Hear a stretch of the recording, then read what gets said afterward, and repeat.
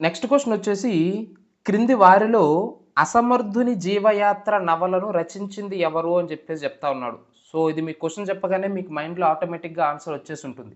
Options వచ్చేసి option 1 NG Ranga, option 2 Sri Sri, option 3 వచ్చేసి K Lingaraju అంటే క్రొవ్విడి లింగరాజు, ఆప్షన్ 4 వచ్చేసి T Gopichand that is nothing but Tripuraneni Gopichand అని చెప్పేసి చెప్తా ఉంటాం.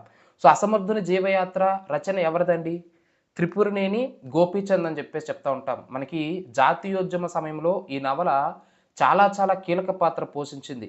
అంటే జాతీయోద్యమం అంటే స్వాతంత్రోద్యమం గురించి గట్రా ఇందులో ఉంటుందనుకోకండి. ఈ నవల అనేది ప్రధానంగా మానవ సంబంధాలు. అందుకే తెలుగులో వచ్చినటువంటి తొలి మనోవైజ్ఞానిక నవల అని చెప్పేసి చెప్తా ఉంటారు. అంటే ఒక వ్యక్తి జీవితంలో ఎదుర్కొనేటటువంటి వివిధ రకాల సమస్యలని ఏ విధంగా ఫేస్ చేస్తాడు?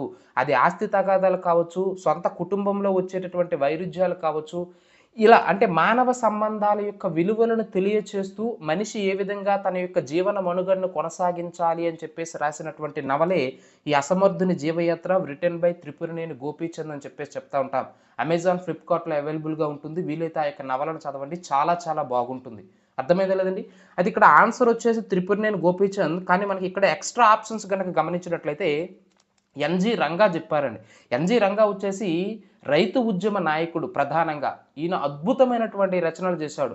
మనకి ప్రధానంగా 'ఫైట్ ఫర్ ది ఫ్రీడమ్' అని చెప్పేసి, 'రివల్యూషనరీ పీజెంట్' అని చెప్పేసి, సో, ప్రధానంగా పీజెంట్ బేస్డ్ రైతులకి సంబంధించినటువంటి నవలలు, తన ఉద్యమాలు రైతులకు సంబంధించే, తన రచనలు కూడా రైతులకు సంబంధించే.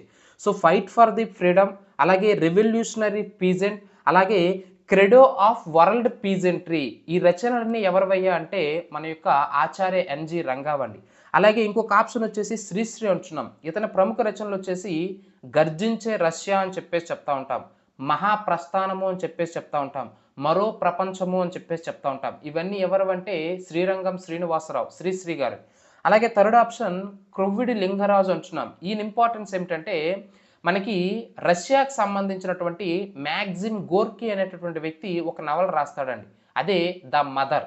ఆ మ్యాగ్జిమ్ గోర్కీ రచించినటువంటి రష్యన్ నవలైనటువంటి 'ద మదర్‌ని' తెలుగులోనికి 1934లో అనువదించినటువంటి వ్యక్తి, తెలుగులోకి అనువదించినటువంటి వ్యక్తి ఎవరంటే క్రొవ్విడి లింగరాజు అండి. సో, 4 ఆప్షన్‌లు కూడా చాలా చాలా ఇంపార్టెంట్ అయినటువంటి అంశం. కానీ మనకు ఆన్సర్ 'అసమర్థుని జీవయాత్ర' నవల రచించింది ఎవరంటే త్రిపురనేని గోపీచంద్.